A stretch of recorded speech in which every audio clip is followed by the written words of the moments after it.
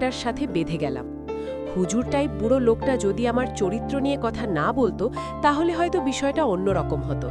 স্বাভাবিকভাবে আমি তাদের বুঝাতে পারতাম আসলে আমরা সত্যি বিপদে পড়ে ওনার কাছে সাহায্যের জন্য এসেছিলাম। কিন্তু তেমন কিছু হলো না।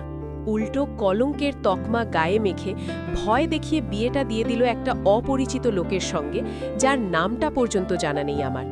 যাকে আমি সাহায্য করতে চাইলাম বিপদগ্রস্ত বলে, তার সাথেই আমার বদমাম রটিয়ে সোজা বিয়ে। উফ, সেই পরিস্থিতির কথা ভাবতেই গা শিউরে ওঠে। আমার জীবনে আমি এত জটিল আর স্মরণীয় মুহূর্তে দ্বিতীয়টা পাইনি, পাওয়ার কথাও না। বাপ, ভাই আর পরিবারের ছায়াতলে বড় হয়েছি আমি, তাই কখনো সেইভাবে পুরুষ মানুষের সঙ্গে চলাফেরা ছিল না আমার, শুধু বাড়ির আপন পুরুষগুলো ছাড়া। এই যেমন চাচাতো খালাতো ভাই বোনেরা ছাড়া আর কি। আচ্ছা, যাই হোক, এবার আসি মূল কথায়।